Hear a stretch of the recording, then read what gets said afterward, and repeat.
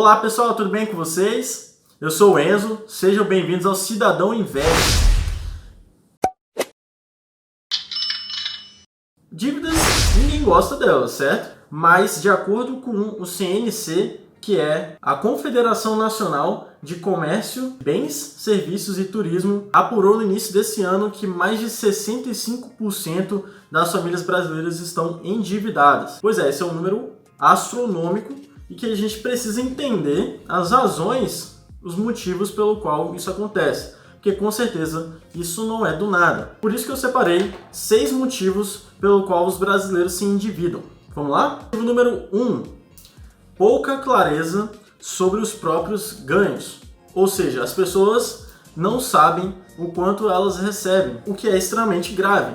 Porque se você não sabe o quanto você recebe, você também não sabe o quanto você pode gastar. E o que acontece? Surgem as dívidas.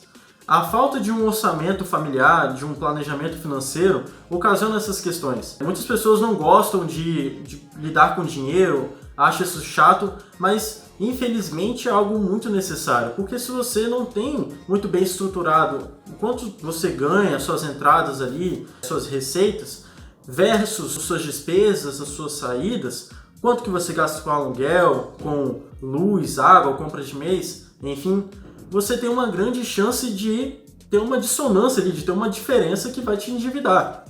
Por isso que é importantíssimo você estudar sobre dinheiro, sobre finanças pessoais, aprender a fazer seu orçamento familiar, ou se você tiver muita dificuldade, contratar um profissional que faça isso por você, ou pelo menos que te ensine, porque no final das contas, se você não fizer isso, a única pessoa prejudicada vai ser você e sua família, sua esposa, seus filhos, seu marido, enfim. Motivo número 2, a diminuição de renda, a perda do poder de compra. Isso pode ser ocasionado por vários motivos. Perda de emprego, crise no setor que você trabalha, ou você, sei lá, tem um imóvel e o seu inquilino deixa de te pagar o aluguel, ou ele deixa de ser seu inquilino. Enfim, são várias as causas, são vários motivos que podem ocasionar a diminuição da renda. E qual é o ponto principal disso? É que as pessoas elas têm um padrão de vida e elas têm uma renda que corresponde a esse padrão. Se elas têm uma diminuição, uma queda na renda delas, você tem essa diferença, um gap. E qual é a atitude certa? A atitude que deveria ser natural. Ou você corta os seus gastos ou você busca alguma outra forma de aumentar a sua renda. Mas não. As pessoas fazem o quê? Elas querem manter um padrão de vida que não corresponde mais à realidade delas e buscam empréstimos, buscam financiamentos, elas emitem dívidas para poder manter um padrão de vida que não corresponde. E isso pode ser por várias coisas. Às vezes elas querem mostrar para os outros que elas têm uma boa vida, ou por luxo próprio elas querem manter o mesmo padrão, não querem perder o conforto que já têm e não tem muita escapatória. Se você tem um padrão de vida, ou você ganha mais, algo parecido, algo igual, ou você diminui esse padrão. A falta de uma reserva de emergência corrobora muito para essa questão. Ajuda muito para que as pessoas emitam dívidas nessas situações. Por quê?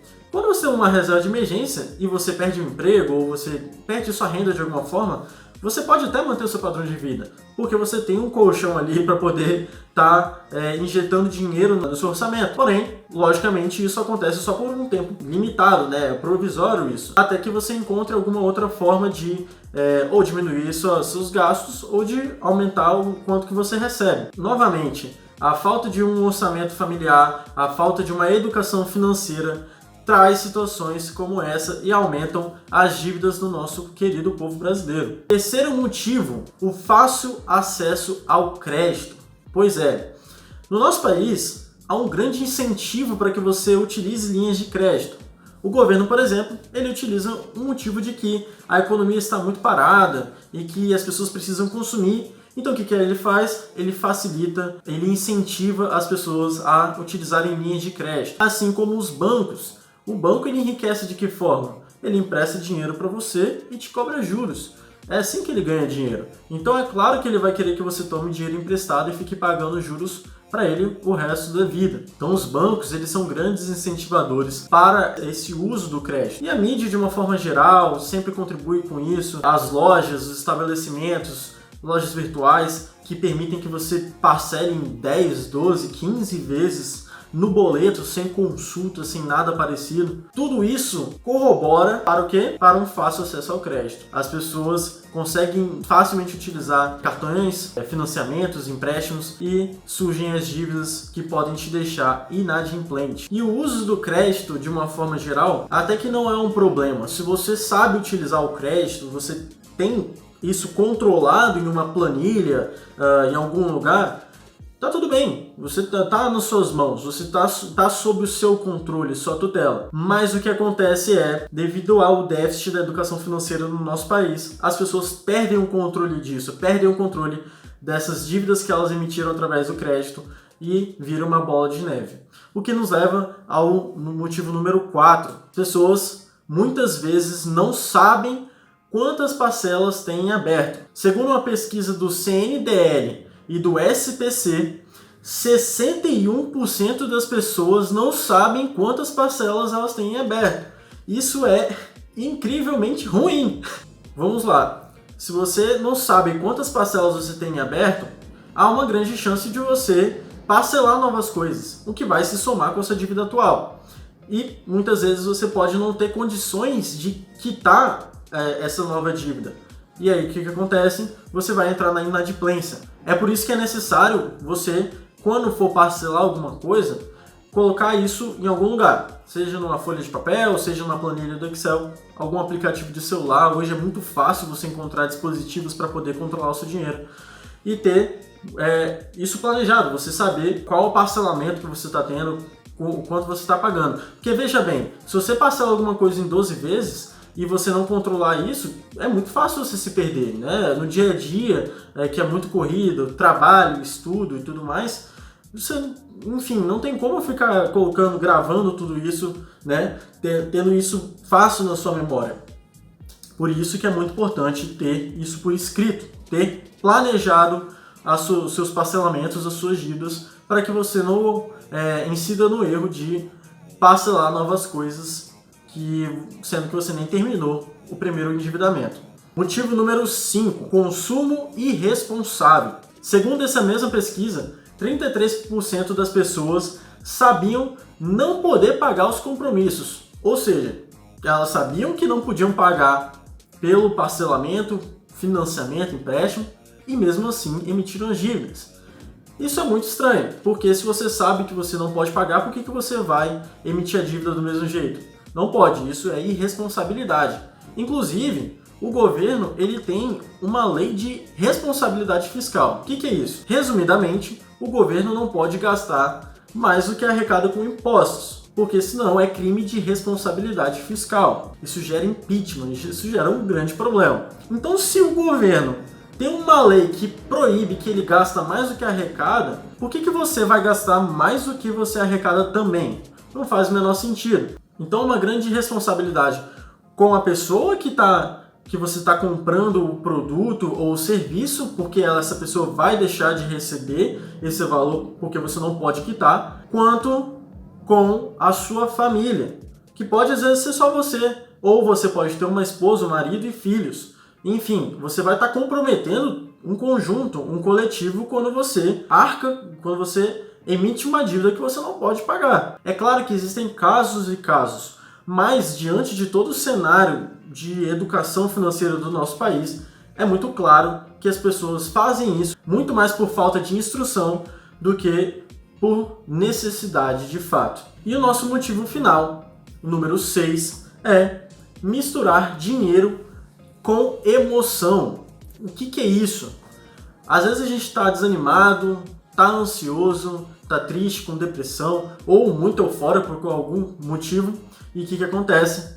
A gente vai lá e gasta, consome impulsivamente e acaba gastando mais do que deveria. É natural às vezes, sabe? Você tá mal e você quer preencher um vazio emocional com bens materiais. Isso acho que acontece com a maioria das pessoas. não é um crime, ninguém vai ser condenado por isso, mas é muito importante que na próxima vez que ocorra, você ter em mente que você não pode incidir no mesmo erro. Porque quando você tem um problema emocional e você quer suprir isso com um bem material, e aí você vai lá, consome impulsivamente, gera dívidas e tudo mais, o que você vai estar fazendo? Já tinha um problema, e agora você está criando outro. Você está somando dois problemas e vai ser terrível, né? Não tem outra escapatória a não ser uma explosão de problemas ainda maiores. Por isso que é importante ter frieza quando você cuida do seu dinheiro.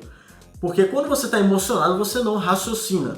E dinheiro precisa de razão, não precisa de emoção. Emoção só atrapalha nesse tipo de situação. É só imaginar água e óleo. Não se misturam, certo? Se você colocar água num copo com óleo, eles não vão se misturar. Esse tipo de raciocínio que você precisa ter quando você está lidando com o seu dinheiro e você tem emoções. Você precisa entender que suas emoções não se misturam com o dinheiro que você está controlando, beleza? E se você está acompanhando esse vídeo até o final, eu quero te presentear com um motivo extra. Muito obrigado por estar até aqui. Já peço para você deixar seu like, curtir esse vídeo, compartilhar aí com seus amigos. E vamos lá. Emprestar o nome para outra pessoa. Se liga nesse dado aqui. 14% das pessoas, segundo a pesquisa que eu citei antes do CNDL e do SPC, emprestam o seu nome para outras pessoas. E aí elas se tornam inadimplentes. Por quê? Essas outras pessoas podem ser familiares, amigos, enfim, vão lá, sujam o seu nome, né, emitem dívidas no seu nome e você não tem capacidade para poder arcar com elas. E aí você entra na inadimplência. Por isso que é muito importante esse trabalho da educação financeira, para que tanto você quanto a pessoa que está te solicitando esse favor tenham em mente que esse não é o caminho certo, porque você já tem um problema e você vai estar adicionando um problema novo, um tempero nesse problema, que são essas novas dívidas que você tem por estar emprestando o seu nome para outra pessoa. Ok? Muito obrigado, pessoal, por ter acompanhado aqui o vídeo. Espero que eu tenha contribuído verdadeiramente para o seu conhecimento, que você tenha aprendido alguma coisa nesse vídeo. E espero de verdade que você não se endivide, que você não caia nas armadilhas que a gente tem aqui no nosso país, que contribuem e muito para esse cenário terrível de endividamento, certo? Muito obrigado, um forte abraço e fique bem!